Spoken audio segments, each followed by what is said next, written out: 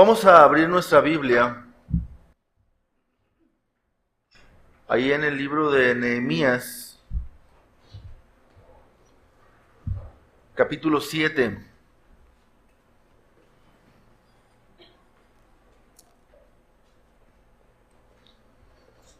No voy a tomar todo el capítulo 7, voy a tomar solamente un pedacito del capítulo 7 y el capítulo 8.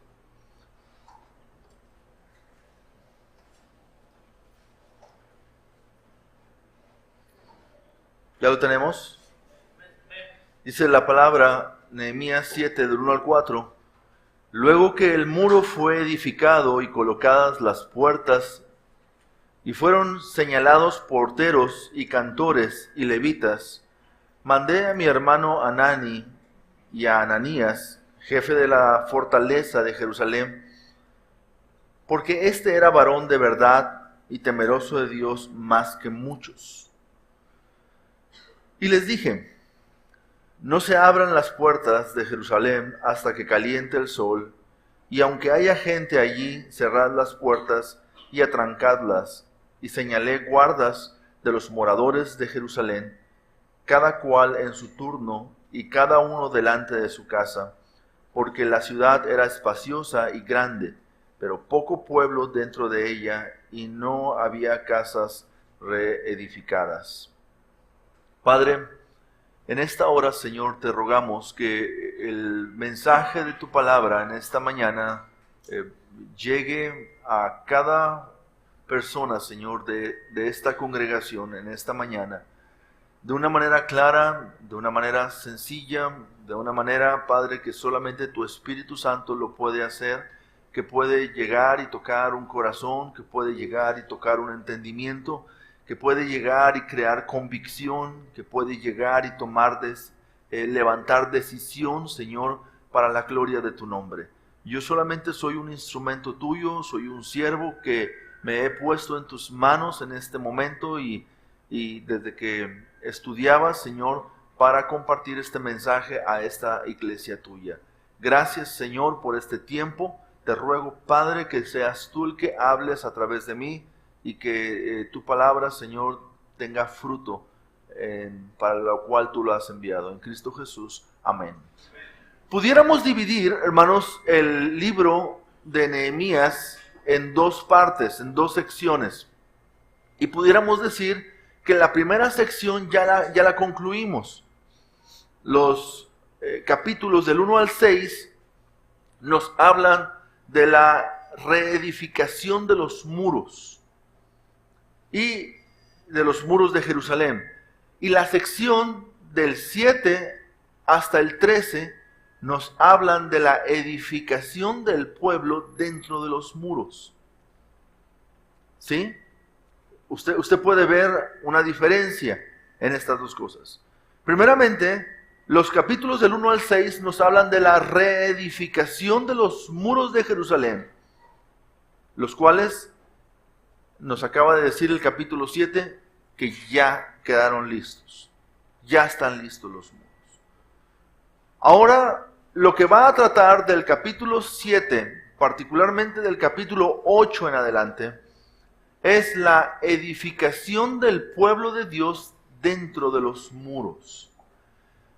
Y esto, hermanos, nos lleva a nosotros a entender que cuál es la prioridad que nosotros tenemos que enfocar en todo lo que hacemos. Nosotros tenemos que entender qué de lo que hacemos son medios y qué de lo que hacemos es propósito. ¿Sí? ¿Qué es lo que Dios quiere lograr al final? ¿Y qué son los instrumentos que va a utilizar para lograr el fin? ¿Me estoy explicando? Porque muchas veces como iglesia somos dados a concentrarnos en aquellas cosas que simplemente son medios para lograr un fin y no nos concentramos en aquello que es realmente el fin. Esto nos enseña que el fin, hermanos, no era la construcción de los muros, sino el fin es la edificación espiritual del pueblo dentro de los muros. Y que los muros eran solamente un instrumento que Dios iba a utilizar para crear una atmósfera adecuada para la edificación del pueblo dentro de los muros. ¿Entendemos esto? ¿Sí? Así también, hermanos, en nuestra vida de iglesia que llevamos, hay cosas, hermanos, como el templo, la construcción del templo, las sillas, los programas, la organización de los ministerios. Todas este tipo de cosas que hacemos no son el fin, sino son medios que utilizamos para lograr un fin. ¿Entendemos esto? Tener un programa de una forma o de otra forma es simplemente un medio para lograr un objetivo final. ¿Sí? Así como los muros, la construcción de los muros, la organización para la construcción de los muros, el trabajo del pueblo en la edificación de los muros, el disponerse, el servir, el brincar los obstáculos para la construcción de los muros, era solamente un medio para lograr un objetivo final. Y ese objetivo final, hermanos, tiene que ver con la edificación espiritual del pueblo de Dios, para que Dios pueda mostrar su gloria en el pueblo a través del crecimiento espiritual del pueblo. Así también, hermanos, en nosotros como iglesia. Por ejemplo, usted como familia, usted no necesita, la casa en la que usted vive no es el fin. Usted no vive para tener una casa. Usted no vive para comprar una casa. Usted compra una casa para dentro de la casa tener una atmósfera adecuada en la cual usted pueda edificar una familia. ¿Verdad? Que bien pudiera, si no tuviera la oportunidad de comprar la casa, usted pudiera decidir, no voy a comprar la casa, simplemente voy a rentar una casa. Porque en esa casa, la casa no es el fin. La casa es solamente un medio donde voy a crear una atmósfera necesaria para lograr un fin grande, un fin final, algo que Dios quiere que realmente realice, que es la edificación de una familia, de un matrimonio, de unos hijos que crecen para lograr un propósito para la gloria de nuestro Dios. Igualmente, hermanos, como iglesia, usted y yo, toda la vida de la iglesia, vamos a necesitar medios. Pero los medios pueden cambiar. Los medios no son el fin de la vida de la iglesia, sino el propósito final, que es la edificación de la iglesia para que Dios pueda mostrar su gloria a través de la iglesia. Amén. Muy bien. Pensando en esto, podemos ver que la vida de Nehemías, del capítulo 1 hasta el capítulo 6, se ve como un constructor de muros y un gobernador de una ciudad. ¿Sí? Pero en los capítulos del 7 al 13, ya no es Nehemías el que se va a ver como personaje, sino ahora empieza a Esdras a tomar su lugar como líder espiritual para llevar al pueblo al fin final, al fin mayor o al fin más grande. Y hermanos, cuando ponemos las cosas en el orden de Dios, entonces damos la oportunidad de que Dios y su gracia vengan a ayudarnos a nosotros a lograr el fin de Dios, cuando ponemos las cosas en el orden de Dios. Cuando como iglesia nos estamos peleando en la definición de los medios, en la forma de los medios, en todo ese tipo de cosas, como que la gracia de Dios se mantiene al margen y le dice a la iglesia, cuando terminen ustedes de ponerse de acuerdo acerca de esos asuntos de los que se están peleando, Entonces mi gracia vendrá sobre la iglesia para que la iglesia termine haciendo lo que yo he pedido a la iglesia que realmente haga. ¿Me estoy explicando?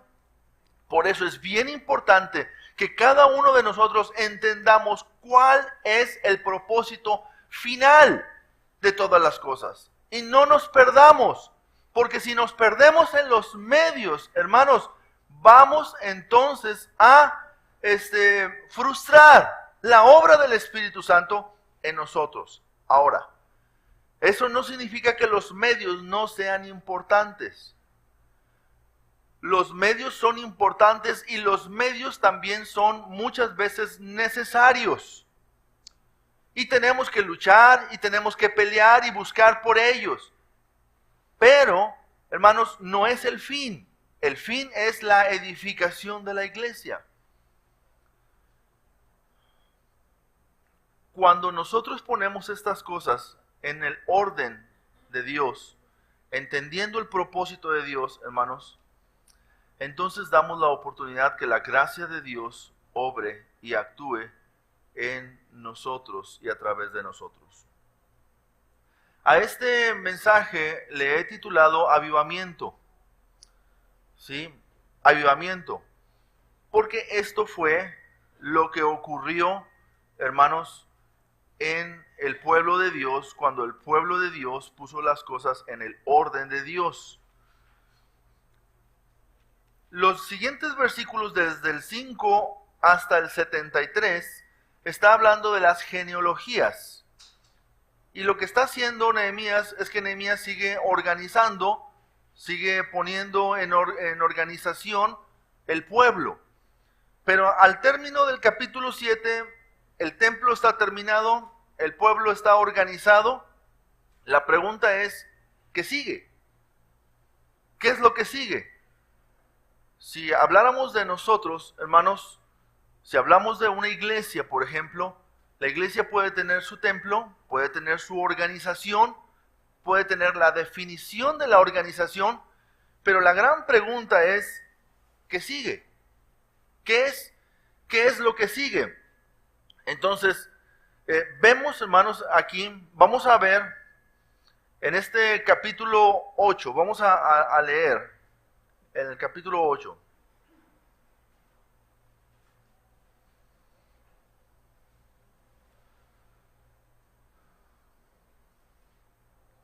Dice, y se juntó todo el pueblo. ¿Cuánto? Todo el pueblo. Diga conmigo, todo el pueblo. Todo el pueblo. Como un solo hombre. Como un solo hombre. ¿Verdad? En la plaza que está delante de la puerta de las aguas. Todo el pueblo se juntó como un solo hombre. Y esto, hermanos, ¿sabe cómo se le llama? Avivamiento. Cuando todos están en un mismo sentir. Un pueblo unido en una misma mente, en un mismo corazón y en un mismo sentir, es capaz de hacer grandes cosas para la gloria de nuestro Dios. ¿Sí? Avivamiento. Ahora, le pudiéramos llamar el avivamiento de Watergate. ¿Usted ha escuchado ese? El Watergate, lugar en Estados Unidos. Estados Unidos tiene muchos lugares, hermanos, con nombres con referencia bíblica. Los que saben inglés saben que el Watergate lo que significa es la puerta de las aguas, ¿verdad? Y aquí está, la puerta de las aguas. ¿Dónde se ocurrió este avivamiento en Nehemías? En la puerta de las aguas, ahí en el Watergate, ¿sí?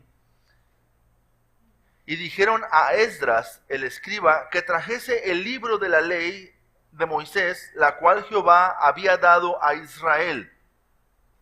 Entonces, aquí vamos a entender dos cosas. En esta porción, la palabra de Dios más movilización es igual a avivamiento de Dios en una nación. El tema de este pasaje es la palabra de Dios más movilización igual a avivamiento de Dios en una nación. Ahora, usted separe cualquiera de estas dos cosas, hermanos, y no hay avivamiento espiritual. ¿Sí? Para que haya un avivamiento espiritual se necesita la palabra de Dios. Y en segundo lugar, movilización. O sea, obedecer la palabra, poner en acción lo que hemos aprendido. De tal manera que palabra de Dios más movilización es igual a avivamiento de Dios en una nación. Avivamiento de Dios en una nación, hablando del caso de Nehemías. Y yo quisiera que usted se quedara con este pensamiento. Eso es lo que yo quisiera que usted recordara. El Espíritu Santo aviva a su pueblo que se moviliza al oír su palabra. Hay mucha gente que le gusta la palabra de Dios. Hay gente que disfruta la palabra de Dios. Pero hay gente que no está dispuesto a mover un dedo cuando la palabra de Dios le dice que haga algo. ¿Usted ve una diferencia en esto? Y la diferencia se llama obediencia a la Biblia. ¿Sí? El conocimiento solamente termina por envanecer a una persona, hacerla vana e improductiva.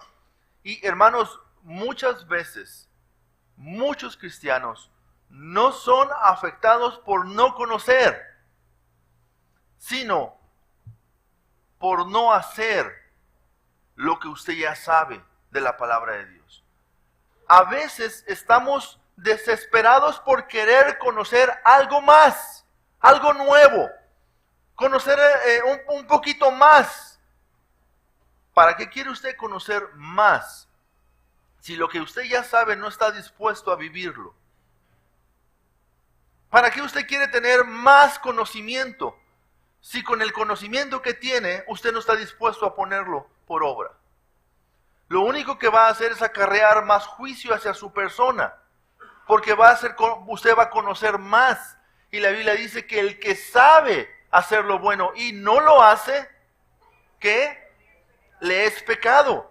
¿Está usted acarreando más condenación al querer conocer más sin estar dispuesto a vivir lo que usted ya sabe? Entonces, hermanos, el Espíritu Santo aviva a su pueblo que se moviliza al oír su palabra. ¿Sí? Usted y yo, hermanos, debemos ser una iglesia dispuesta a ponernos en acción en el momento en el que Dios habla en nuestras vidas, cualquier cosa que Dios esté hablando en nuestras vidas. Usted y yo, hermanos, tenemos que movilizarnos, tenemos que ponernos en acción. Muchas veces, hermanos, lo que le pasa o lo que le sucede a la iglesia es falta de esa movilización. ¿Sí? Muy bien. Por lo tanto, el capítulo 8 lo podemos partir en dos partes también, dos secciones. La primera de ellas es la predicación de la palabra. Y la segunda de ellas es el resultado de la predicación de la palabra. ¿Sí? Vamos a ver la primera de ellas. Rápidamente, la predicación de la palabra de Dios en los versículos del 1 al 11, ahí en el capítulo 8, vamos a encontrar 4 cosas. Vamos a encontrar un maestro digno de enseñar, una buena congregación, una actitud buena de parte de la congregación y un mensaje apropiado para esa congregación. ¿Sí? En la predicación de la palabra son elementos importantes que deben existir, hermanos, para que la palabra traiga un buen resultado. Primero, en el capítulo 8, versículo 1, dice: juntó todo el pueblo como un solo hombre en la plaza que está delante de la puerta de las aguas, y dijeron a Esdras, el escriba, que trajese el libro de la ley de Moisés, la cual Jehová había dado a Israel. ¿Quién era el predicador? Esdras. Como que aquí Nehemías dijo: ok, yo ya llevé al pueblo a construir, creo que puedo meterme en temas de construcción, creo que puedo meterme en temas de gobernar, creo que puedo meterme en temas de liderazgo, pero el tema de la palabra es importante que lo dé alguien quien conoce la palabra. Y le dice a Esdras, háblenle a Esdras que traiga el libro, que traiga la palabra de Dios, y que Esdras venga y comparta y predique la palabra de Dios a la congregación.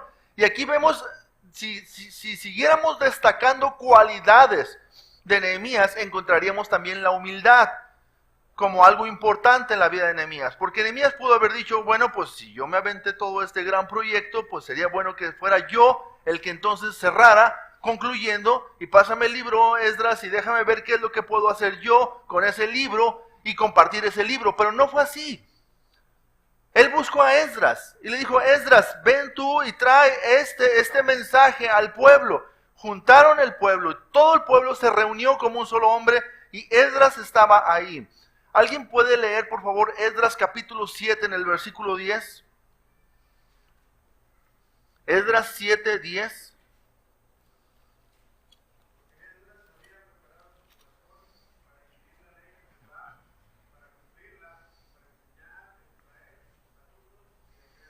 Así es. Esdras era un hombre diligente en la palabra. Diligente en el estudio, en el conocimiento de la palabra de Dios. Entonces, ¿por qué? Porque Esdras había preparado su corazón para recibir la palabra. Había preparado su corazón. Esdras en el capítulo 7, en el versículo 6 dice, este Esdras subió de Babilonia. Era escriba diligente en la ley de Moisés que Jehová Dios de Israel había dado. Y le concedió el rey todo lo que pidió porque la mano de Jehová su Dios estaba sobre Esdras. Aquí es donde vemos que no podemos separar el libro de Esdras del libro de Nehemías como si fuera un solo libro como lo tienen organizado en los escritos originales. ¿Por qué? Porque estamos hablando de un tema, la buena mano de Dios obrando a través de sus siervos que están dispuestos a hacer su voluntad. Esdras, un hombre diligente, versículo 10, porque Esdras había preparado su corazón para inquirir la ley de Jehová y para cumplirla y para enseñar en Israel sus estatutos y decretos. Los que predicamos la palabra de Dios, hermanos, necesitamos tener estas cualidades en nuestra vida. ¿Cuál? Primero, ser diligente en el estudio de la palabra. ¿En qué se va a ver la diligencia, hermanos? En inquirir, o sea, en buscar en la ley de Dios. Segundo, en obedecerla, ¿sí? No es nada más buscar, sino hay que obedecerla. Yo resto autoridad a mi vida como predicador si no obedezco lo que conozco de la palabra de Dios. Si no vivo, ¿cuál es la autoridad, hermanos, con la cual yo me paro aquí delante de ustedes? Bueno, me paro con esta autoridad. Pero yo puedo echar abajo y puedo hacer que usted blasfeme la palabra de Dios si yo no vivo lo que estoy enseñando, lo que he aprendido de la palabra, lo que conozco de la palabra, lo que me da autoridad, hermanos, para pararme en un púlpito como Esdras y compartir un mensaje a la iglesia, es que estoy esforzándome por cumplirla, por hacerla, por obedecer la palabra de Dios. Y esa es una segunda parte del predicador. Y la tercera parte es enseñar, ¿sí? Muchos quieren enseñar, pero no quieren conocerla, ¿sí? O no quieren tomarse el tiempo para conocerla. Hermanos, no podemos preparar conocedores de la palabra de Dios en microondas. Aun y cuando tengamos muchos recursos a la mano para poder estudiar más, no se puede, hermanos. La preparación de la palabra de Dios no solamente es el acumulamiento de conocimiento acá, sino es darle tiempo, hermanos, a mi vida para experimentar lo que estoy aprendiendo. Si usted se fija, cuando compartimos discipulado a una persona, le compartimos una lección de la palabra, la persona se ve expuesta a vivir lo que le estás enseñando. Y muchas veces, hermanos, ¿qué pasaría si alguien me dijera, hermanos, ¿cuántas lecciones son? 11. ¿Y cómo está programado? Pues una por semana. Y si él me dijera, hermano, ¿y si me da una diaria? ¿Y si me da una lección diaria de discipulado? ¿Dónde le doy el tiempo de vivir? De asimilar, de ser probado por Dios en lo que ha aprendido. Necesitamos el tiempo. Y los predicadores también necesitamos ese tiempo de ser probados por Dios, ¿sí? Y mostrarle, porque tenemos que mostrarle a la congregación, hermanos, que hemos pasado por pruebas. Y sobre las pruebas hemos salido por la gracia de Dios y la misericordia de Dios avante. O a veces en algunas pruebas hemos caído y nos hemos levantado. El Espíritu nos ha ayudado a levantarnos. Nos hemos repuesto y ahora estamos otra vez en batalla, habilitados para la batalla otra vez para predicar. Vemos entonces, hermanos, aquí en Esdras un predicador diligente, un estudioso diligente, alguien que vivía diligente porque había preparado su corazón para inquirir, para cumplir y para enseñar la palabra de Dios, que son factores importantes que debe tener una persona, hermanos, para enseñar. Estaba escuchando una conferencia a un predicador en una conferencia para pastores y líderes, y decía este pastor, decía que una ocasión se acercó un hermano a él y le dijo, pastor, yo tengo el don para predicar. Y dice él, bueno, a lo mejor sí, pero no sé qué pasa, pero la congregación no tiene el don de escucharte. O sea, de alguna manera estaba diciéndole, necesitas probar ese don, probarlo poco a poco y ver cómo es que ese don va teniendo edificación, cómo es que ese don está desarrollándose en una congregación. Porque una cosa es que yo me gusto cómo me escucho cuando estoy hablando, pero otra cosa es que la congregación esté aceptando lo que estoy predicando y lo que estoy enseñando y lo está tomando como palabra de Dios y no como palabra personal para su crecimiento espiritual. Le está retando, le está desafiando, está trayendo una enseñanza a su vida, le está incomodando, lo está llevando a llorar, lo está llevando a decidir, lo está llevando a tomar decisiones importantes en su vida, porque eso es lo que hace la palabra de Dios. La palabra de Dios muchas veces incomoda. ¿Por qué? Porque me muestra la condición en la que estoy. Entonces aquí vemos a Esdras. Pero también vemos, aparte de Esdras, un buen predicador, seguramente un buen hombre diligente de parte de Dios para la palabra de Dios. Aparte de eso, vemos, hermanos, en esta predicación una buena congregación. Ahí en el capítulo 8 de Nehemías, en los versículos del 2 en adelante, vemos esa buena congregación.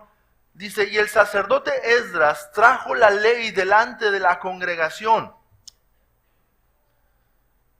así de hombres como de mujeres, y de todos los que podían entender, el primer día del mes séptimo. Y leyó en el libro delante de la plaza que está delante de la puerta de las aguas, desde el alba hasta el mediodía, en presencia de hombres y mujeres, y de todos los que podían entender, y los oídos de todo el pueblo estaban atentos al libro de la ley. Y el escriba Esdras estaba sobre un púlpito de madera que habían hecho para ello, y junto a ello estaban Matatías, Sema, Anías, Urías, Hilcías y Masías. Este ha de haber sido alguien interesante, ¿no? Fíjese dónde estaba, a su mano derecha. No se crea. Es con ese. También había errores ortográficos antes. Sí. Y a su mano izquierda, Pedaías, Misael, Malquías, Asum, Hasbadana, Zacarías y Mesulam. Abrió pues Esdras el libro a ojos de todo el pueblo, porque estaba más alto que todo el pueblo. Y cuando lo abrió, todo el pueblo estuvo atento. Bendijo entonces Esdras a Jehová, Dios grande, y todo el pueblo respondió, amén, amén, ¿verdad? Alzando sus manos, y se humillaron y adoraron a Jehová inclinados a tierra. Una buena congregación aquí estaba delante de Esdras, delante. Entonces estaba la combinación perfecta. Un buen predicador y una buena congregación. Alguien que traía la palabra de Dios y una congregación dispuesta a escuchar la palabra de Dios. Y esto también, hermanos, es gracia de Dios. Es la gracia de Dios. ¿Qué hace una buena congregación? La gracia de Dios. ¿Qué hace a un buen predicador? La gracia de Dios. ¿No es así? Involucra la voluntad del predicador para obedecer, involucra la voluntad de la congregación también para estar dispuestos, para mostrar una actitud. Pero la gracia de Dios es la que prepara el escenario para que estas dos cosas se puedan combinar. ¿Qué podíamos ver en esa congregación, hermanos? Podíamos ver una actitud. Una actitud de recibir. Ahí en el versículo 3 dice, y leyó el libro delante de la plaza que está delante de la puerta de las aguas, desde el alba.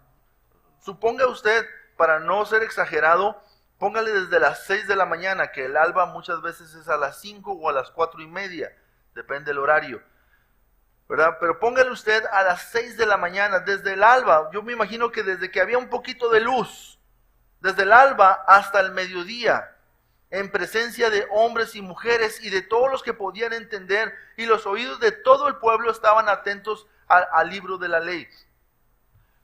Nos hemos hecho, hermanos, y tiene que ver con la cultura de la ciudad. Quizás en un pueblo sería algo diferente, en un pueblo más sencillo, con menos gente, con menos actividades, pudiera ser un poquito más sencillo, pero una ciudad como la ciudad de Monterrey, en la que hay muchas cosas, muchas actividades, muchas cosas por hacer, siempre estamos sobre el tiempo, ¿verdad? El tiempo a la hora de empezar y el tiempo a la hora de terminar, ¿verdad? A veces a los predicadores nos importa el tiempo a la hora de empezar y nos olvidamos del tiempo de la hora de terminar, ¿verdad? Ese es un problema que tenemos algunos predicadores, y yo tengo ese problema, ¿verdad? No saber terminar un mensaje, ¿verdad? Lo sé empezar, pero no sé cuándo acabarlo ni cómo acabarlo. Pero no se crea, es algo a lo que tenemos que disciplinarnos. Pero vemos aquí esta congregación que no estaban volteando a ver su reloj cada rato. ¿Sí? No estaban ahí volteando a ver su reloj cada rato, a ver a qué hora se le ocurría al predicador Esdras terminar su mensaje. A qué hora terminaba de leer lo que tenía que leerles, lo que tenía que decirles. Siempre estamos ahí, muchas veces nosotros... Después de la iglesia tengo programado esto y después tengo programado esto otro y después voy a hacer esto otro. Y pensamos, hermanos, que la predicación puede movernos o estropearnos los planes posteriores que siguen después de la predicación.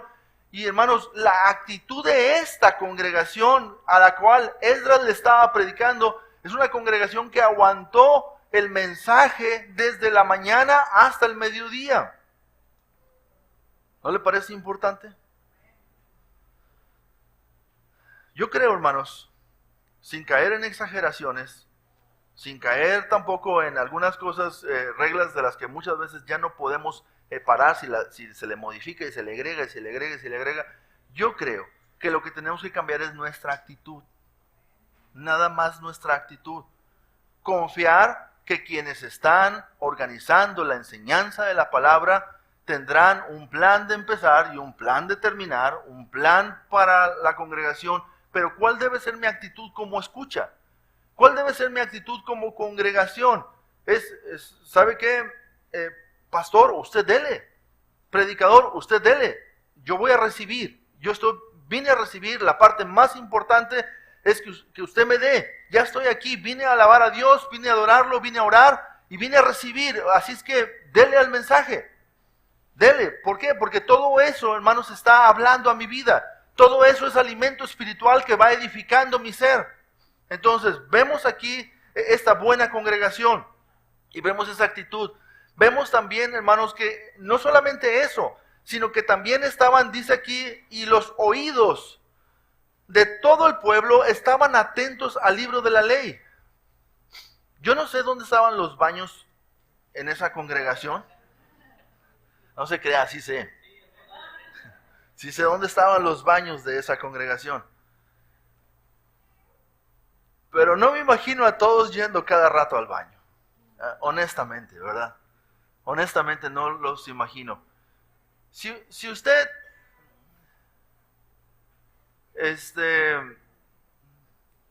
entiendo que hay problemas de salud, ¿verdad? Entiendo que hay causas de fuerza mayor. Entiendo que puede haber un poquito de desorganización en nuestro organismo, ¿verdad? Válgame la redundancia.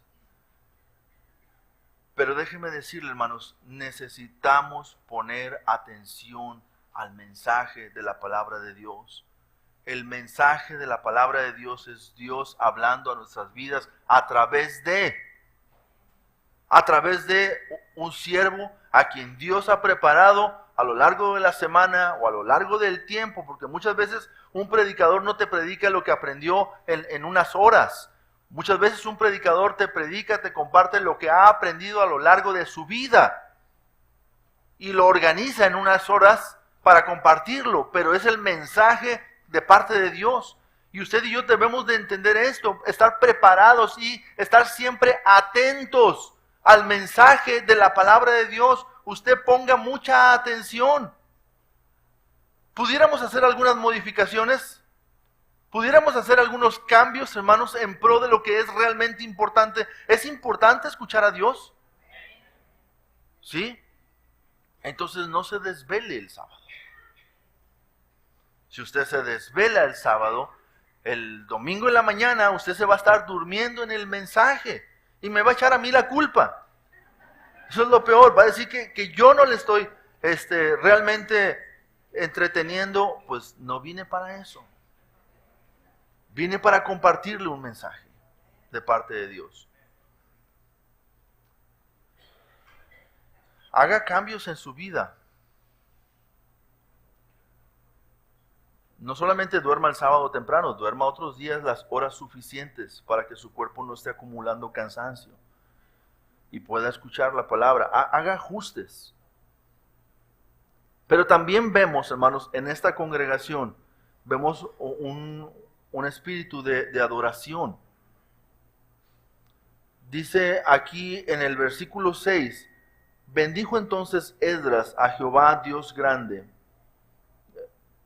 Y todo el pueblo respondió, amén, amén. El amén, hermanos, no es una muletilla cristiana. El amén no es solamente una frase ahí para levantar fervor. El amén es asentar porque entiendo lo que se está diciendo y es decir, así sea. O es decir, así es. O es decir, así será. Y es lo que uno está diciendo. Y puede uno estar diciendo amén, ¿sí? Y estar en armonía con el cantante, en armonía con el predicador, en armonía con quien está compartiendo un testimonio, en armonía con quien está dirigiendo y asentar con un amén. Y quiere decir, estamos en un mismo canal los dos. Creemos lo mismo, entendemos lo mismo y nos esforzaremos por lo mismo. ¿Verdad? A veces, hermanos, de esta expresión, que algunos la pudieran llamar religiosa, se abusa. Se abusa en el uso de esta expresión. Y no debemos hacerlo. ¿Verdad? Amén, amén, alzando sus manos. ¿Por qué alzaban sus manos? Eran pentecostés. Era por eso que alzaban sus manos. Somos espíritu, somos alma y somos cuerpo. Todo nuestro ser, espíritu, alma y cuerpo. Debe amar a Dios. Todo. Es una expresión. Yo no llego con mi esposa y de espaldas a ella en otro cuarto le digo, te amo. Y mi esposa va a estar allá. ¿Qué dijiste? Va a dejar lo que está haciendo y se va a venir conmigo, ¿verdad? Para que se lo diga de frente. Yo no puedo decirle un te amo así nada más así. Regularmente un te amo a mi esposa va acompañado de un abrazo, va acompañado de un beso, o de un regalo, o de una carta, ¿verdad? O de simplemente estarla viendo y decirle te amo. Pero mi expresión corporal también es importante, porque refleja que en una convicción es algo que está sucediendo en mi vida, no de manera religiosa, sino de manera real. Es algo que estoy sintiendo, que estoy pensando y que lo estoy diciendo con convicción en mi vida. ¿Sí? Aquí el pueblo estaba diciendo, así sea, y ellos estaban diciendo, así sea, así sea. Alzaron sus manos y además se humillaron y adoraron a Jehová.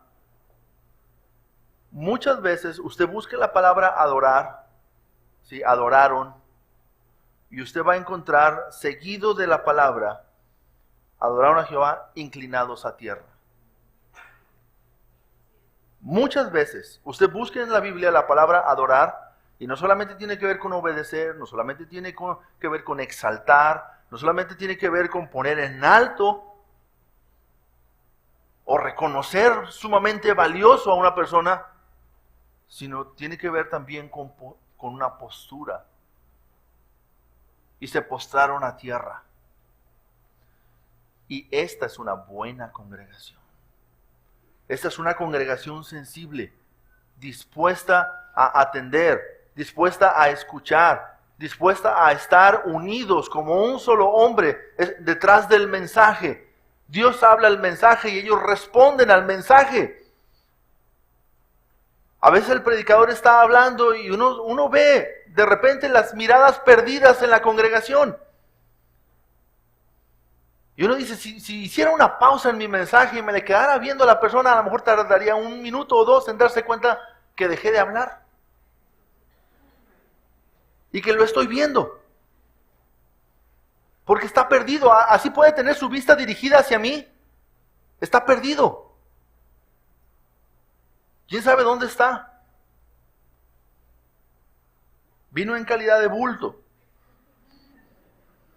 a la iglesia. Lo bajaron en un... No quiero decir cómo se llama, para verme más espiritual. En un... Sí, en una carretilla, lo bajaron en carretilla, ¿verdad? Y lo vinieron y lo depositaron en la silla, así, ¿verdad? Porque no hay una interacción entre predicador y congregación. La actitud de la congregación. El mensaje apropiado, hermanos, también viene de parte de Dios. Dice el versículo 3, y leyó en el libro delante de la plaza que está delante de la puerta de las aguas, desde el alba hasta la mediodía.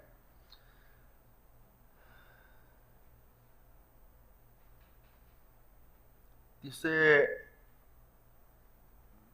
el versículo primero, que trajesen el libro de la ley de Moisés. ¿Cuál libro era? El Pentateuco. ¿Sí? El libro de la ley de Moisés. Está hablando de la revelación de Dios dada hasta ese momento. Eso es lo que se trajo para presentar delante de la congregación. ¿Qué es lo que presentamos, hermanos, los predicadores? O lo que debemos presentar los predicadores. La palabra de Dios. La revelación dada por Dios hasta este momento que está completa.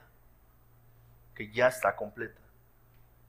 Y eso es lo que yo tengo que presentar. Ahora, una exhortación para quienes enseñamos. Estos medios electrónicos son bien útiles y son bien cómodos. Y vivimos en una generación cómoda, pero a veces por cómoda también tibia. ¿Sí? Y estamos aquí, de aquí para allá, en el libro de la ley de Moisés, ¿verdad? Y usted está viendo aquí, pero usted no sabe si yo tengo aquí el Google abierto. Usted no sabe si yo estoy en Facebook. Usted no sabe si yo estoy aquí en otra cosa diferente. Pero tampoco yo sé en qué está usted allá. ¿Sí? Y hay algunos que tienen la clave del internet de la iglesia para estar aquí. Y están aquí, hermanos, y no están en el mensaje. Esdras se preocupó por traer la ley, por presentar la ley y por ponerla. Los maestros de los niños, hermanos, estamos enseñando a los maestros de los niños de la iglesia a no pararnos así. Le voy a dar mi lección aquí al niño. Porque entonces estoy mandando un mensaje de todas maneras, enseñando al niño a poner su confianza ¿en qué?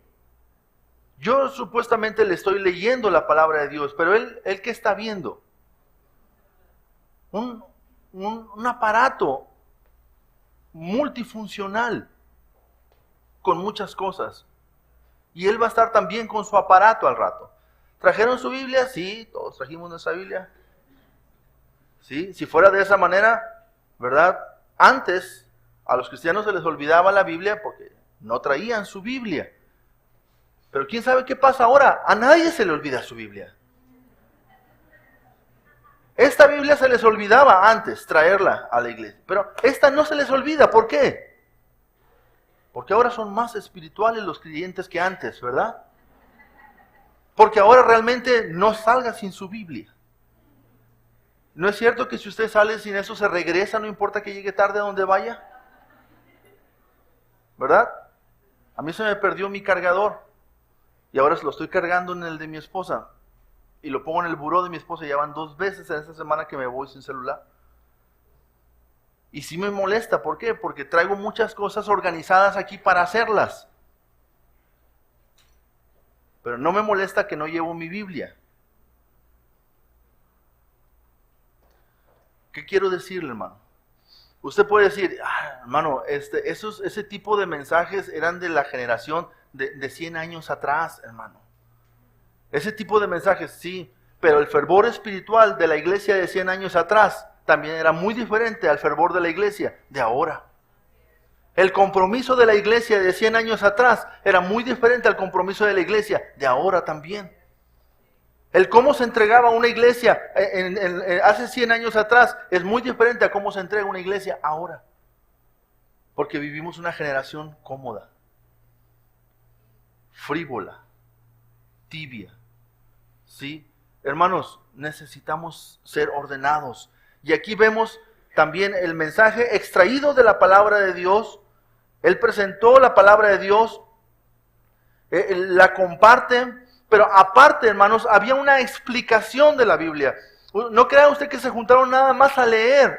Si nada más lo hubieran leído, hubiera estado bien. Pero no nada más la leyeron, la explicaron. Explicaron la palabra de Dios y esa es la función de un predicador. La función de un predicador no es pararse aquí, abrir un versículo y ponerse a hablar de cualquier otra cosa. Muchos predicadores eso hacen, agarran la Biblia, la ponen en el púlpito, leen un versículo y luego después hablan de cualquier otra cosa y no explican el pasaje que abrieron al principio. Por eso el predicador, hermanos, es un puente, un escritor, un maestro de homilética y de predicación expositiva. Le llamó a su libro El Puente. Mensaje entre dos mundos. Un mensaje entre un mundo que fue hace muchas generaciones, inclusive escrito en otros lenguajes. a una generación muy diferente que es la actual, en un lenguaje completamente diferente al lenguaje original en el que fue escrito. Por eso el predicador hace un puente, hermanos, entre dos. De hecho, esta predicación que se estaba haciendo, Esdras ya estaba haciendo un puente, hermanos. Porque ese libro estaba escrito en hebreo. Pero la congregación a la que le estaba predicando, aunque eran hebreos de sangre, eran caldeos realmente. Era una generación que había nacido en Babilonia y que habían aprendido los principios de Babilonia y el lenguaje de Babilonia y no entendían muchas de las cosas que estaban escritas tal cual. Y hermanos, por eso es bien importante la función de un predicador. Porque un predicador, hermanos, tiene que meterse a la palabra de Dios y conocer el contexto donde fue escrita la palabra en el lenguaje original. ¿Y cuál fue el propósito de Dios por el cual Dios dio ese mensaje a aquella generación? ¿Y cuál es el principio que se puede extraer para predicarlo a esta generación actual?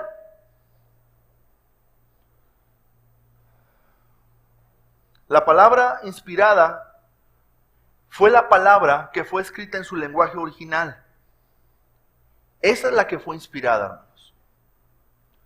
Todas las demás son traducciones de la original. Todas las demás, todas. La 60, la Nueva Traducción, la Biblia de las Américas, la King James, todas esas son traducciones del original. Y la única que fue inspirada fue la original, nada más. ¿Cuál es la función de un predicador? Saber qué estaba diciendo Dios en ese entonces a la congregación receptora original de ese mensaje, extraer el principio, traerlo a través de un puente a una generación actual y comunicarlo a la generación actual. Esa es la función. Y eso es lo que Esdras también estaba haciendo junto con todos estos personajes que estaban allí a su derecha y a su izquierda, inclusive el del apellido bonito. Estaban ayudando a explicar para que entendieran la palabra de Dios, porque era una congregación de miles, imagínense, predicando a miles de personas sin bocina. ¿Sí? Entonces, él está ahí predicando y ellos están ayudando a entender este mensaje. Versículos 7 y 8 dice, y los levitas, Jesúa, Bani, bueno, ya los leí todos ellos, ¿verdad? Versículo 8, y leían en el libro de la ley de Dios claramente, y ponían el sentido. Esa expresión de poner el sentido, no es ponerle un énfasis a lo que están diciendo. Si hay que ponerle el énfasis a lo que están diciendo.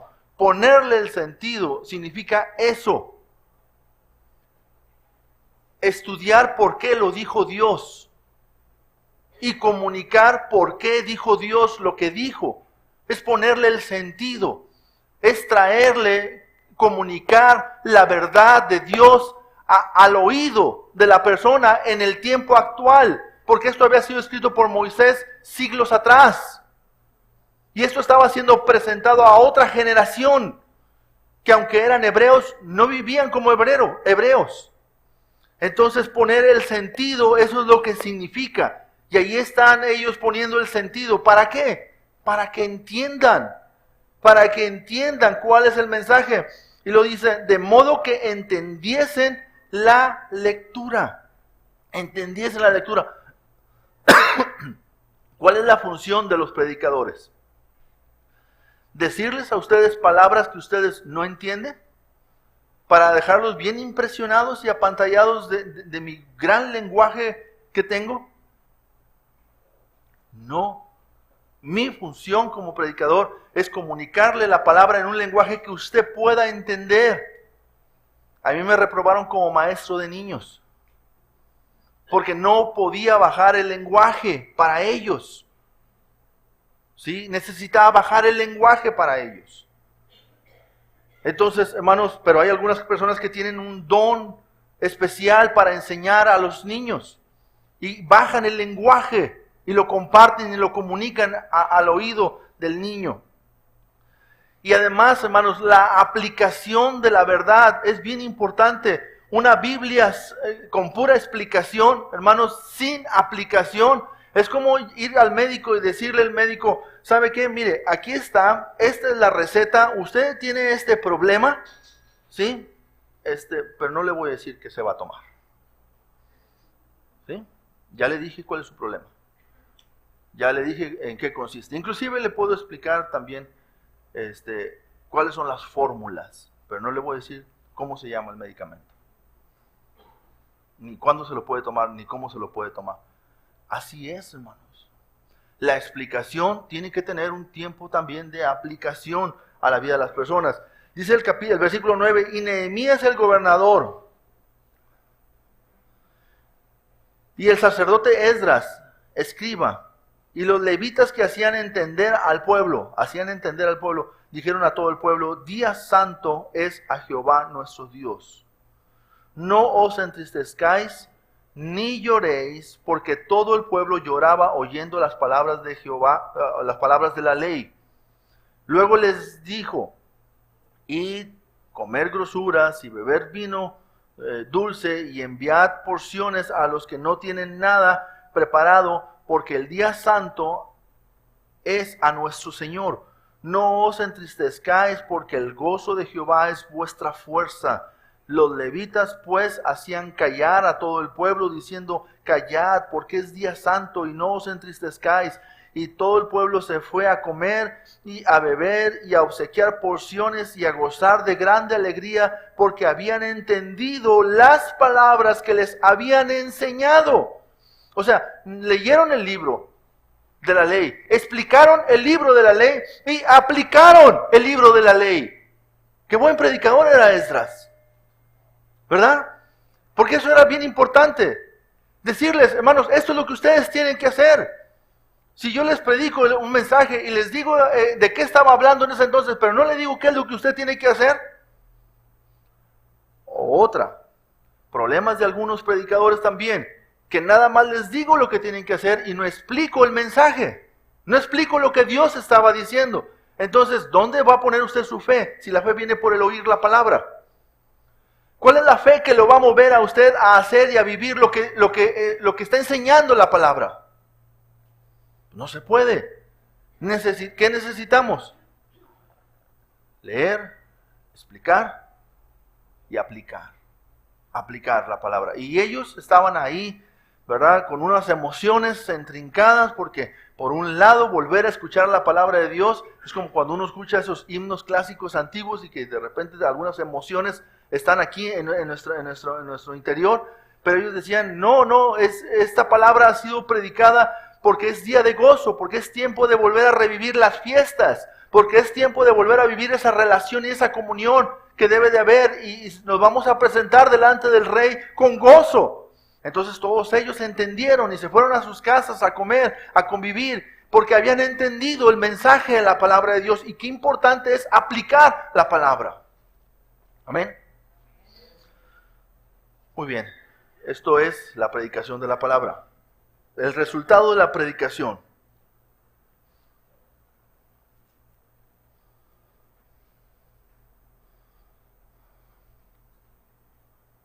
Dice el versículo 12, y todo el pueblo se fue a comer y a beber y a obsequiar porciones y a gozar de grande alegría, porque habían entendido las palabras que les habían enseñado.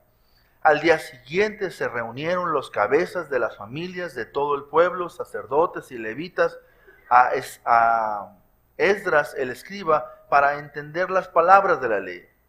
Y hallaron escrito en la ley que Jehová había mandado por mano de Moisés que habitasen los hijos de Israel en tabernáculos en la fiesta solemne del mes séptimo, y que hiciesen saber y pasar pregón por todas sus ciudades y por Jerusalén, diciendo, salid al monte y traed ramas de olivo silvestre, de arrayán, de palmeras y de todo árbol frondoso para hacer tabernáculos, como está escrito.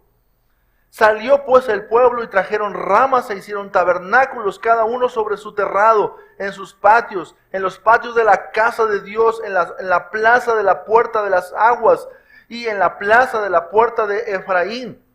Y toda la congregación que volvió de la cautividad hizo tabernáculos, y en el tabernáculo habitó, porque desde los días de Josué, hijo de Nun, hasta aquel día no habían hecho así los hijos de Israel, y hubo alegría muy grande. Y leyó Esdras en el libro de la ley de Dios cada día, desde el primer día hasta el último, e hicieron la fiesta solemne por 7 días, y al 8º día fue de solemne asamblea según el rito. Ahora, ¿cuál es el resultado, hermanos? El resultado es que el pueblo volvió a la comunión con Dios, que era el propósito principal. El pueblo volvió a tener una interacción con la palabra. ¿Para qué? Para vivir conforme a la palabra. ¿Por qué le pedimos a la congregación que tenga un tiempo con Dios? ¿Por qué le pedimos a la iglesia que todos los días busque tener un tiempo en la lectura de la palabra, para que usted aprenda a vivir conforme a la palabra y a hacer lo que la palabra de Dios dice? Dice la palabra de Dios que este pueblo tenía mucho tiempo desde los días de Josué que no hacían las cosas de esta manera. Ellos estaban regresando a las fiestas. ¡Qué bendición! El pueblo estaba volviendo a su gozo, a su comunión con el Señor, regresando a las fiestas. El día de la expiación fue el día 10 del mes séptimo. Y eso está en Levítico 23-27, no lo voy a leer. ¿Sí? La fiesta de los tabernáculos comenzó el día 15 del mes séptimo. Está en Levítico también, capítulo 23, versículo 39. El pueblo había leído acerca del día de la expiación y se entristeció porque no lo estaban haciendo como debería de ser. El día de la expiación fue seguido de la fiesta de los tabernáculos. Esta segunda era una fiesta de alegría, pero por esto Nehemías y Esdras daban exhortación de los versículos 10 en adelante para que vivieran. ¿Y cuál es el resultado, hermanos? ¿Cuál es el resultado de una predicación?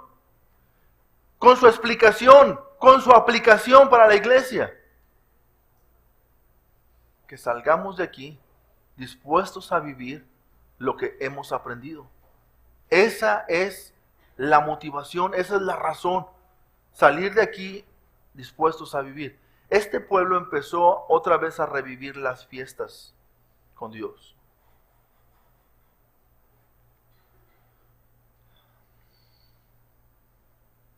La vida cristiana, hermanos, es una vida de gozo. Es una vida de gozo verdadero. Esa es la vida cristiana. Y cuando una persona está en el centro de la voluntad de Dios, es una persona que tiene muchos motivos para andar en gozo. Cuando una persona, hermanos, está haciendo la voluntad de Dios, es una persona que tiene gozo en su vida. Pero cuando una persona sabe que no está poniendo una prioridad a Dios en su vida, cuando una persona sabe que no está haciendo ningún esfuerzo por dejarle control de su vida al Espíritu Santo para que lo cambie, para que lo transforme, para que lo haga una persona diferente, esa persona no puede andar en gozo. No puede disfrutar el gozo. ¿Por qué? ¿Qué produce el gozo, hermanos? El andar en la voluntad de Dios. ¿Qué es lo que hace el pecado? Nos roba el gozo de nuestra salvación. Eso es lo que hace el pecado. El pecado no me quita mi salvación, pero sí me quita el gozo de mi salvación. Pero ¿qué hace? El andar en la voluntad de Dios trae gozo a nuestra vida. Cuando usted ve a un cristiano con la mirada cabizbaja, cuando usted ve a un cristiano con la mirada al suelo, con la mirada perdida, con la mirada extraviada, ¿sabe qué está diciendo ese cristiano? ¿O está pasando pruebas muy duras por estar sirviéndole al Señor con todas sus fuerzas? ¿Sí? ¿O anda lejos de la voluntad de Dios?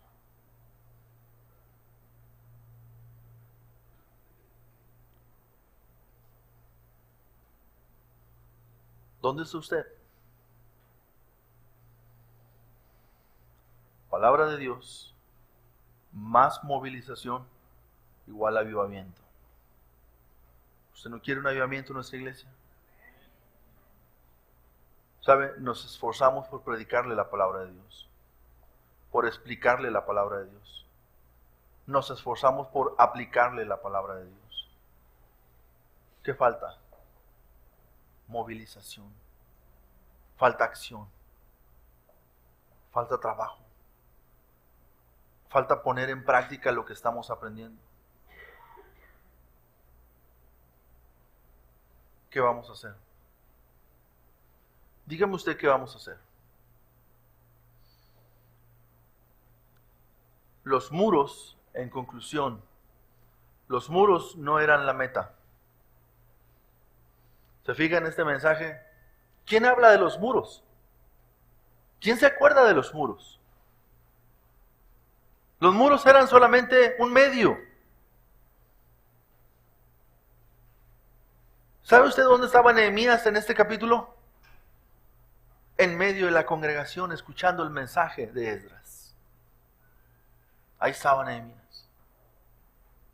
Me imagino que cansado, pero también me imagino que contento por ver un avivamiento en el pueblo de Dios. Porque cuando Nehemías lloró, no lloró por unas paredes que estaban quemadas. Nehemías sabía que esas paredes eran el reflejo del corazón de ese pueblo. Nehemías sabía, hermanos, que esos muros que estaban derribados y quemados y esas puertas que estaban quemadas por el fuego eran el reflejo de la vida espiritual del pueblo que estaba allí. Y cuando Nehemías ve esto que está pasando, que se abre la palabra de Dios, se pone sobre un púlpito y se predica sobre una congregación. Y ve a la congregación en un mismo sentir, todos unánimes, dispuestos a escuchar el mensaje de Dios. Nehemías estaba contento, el pueblo estaba contento, el pueblo estaba gozoso de estar en esa interacción con su Dios. Y sabes, hermano, ¿qué es lo que Dios quiere para su iglesia hoy en día? Dios quiere que a través de esa comunión con Él, Él pueda estar transformando nuestra vida de gloria en gloria a la misma imagen de nuestro Señor Jesucristo. ¿Sabes para qué? Para que nuestras vidas vividas de gloria en gloria estén llevando a otras personas al conocimiento de la verdad de Jesucristo. Para que más personas estén exaltando y alabando el nombre de nuestro Dios. Y para que más personas salgan del oprobio en el que se encuentran, de la vergüenza en la que están y puedan rendir sus vidas, a ser transformadas por el Señor para cambiar sus vidas para la gloria de Dios. Y ese es el mensaje que usted y yo necesitamos comunicar. Somos una iglesia, hermanos, no solamente para ser una comunidad social. Somos una iglesia que tenemos la necesidad de la comunidad social, pero no es el fin la comunidad social. El fin, hermanos, es la gloria de Dios. ¿Sabe usted cuál es el mensaje de toda la Biblia? La gloria de Dios. La gloria de Dios. A través de su reino, sí. A través de la redención del hombre, sí. Pero el mensaje de la Biblia no es la redención del hombre. Y el mensaje de la Biblia no es exactamente el reino de Dios, sino es la redención del hombre para que Dios reine para su gloria. La gloria de Dios es el gran mensaje de la Biblia. Así que, hermanos,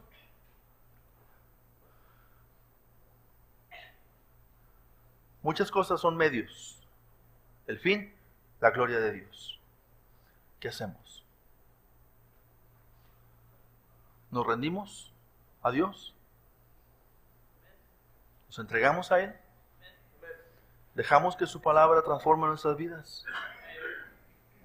¿Lo ponemos a Él como una prioridad de nosotros? ¿Lo buscaremos a diario? ¿Buscaremos su presencia cada día? ¿Dejaremos que su Espíritu tome control en nosotros? ¿Amén?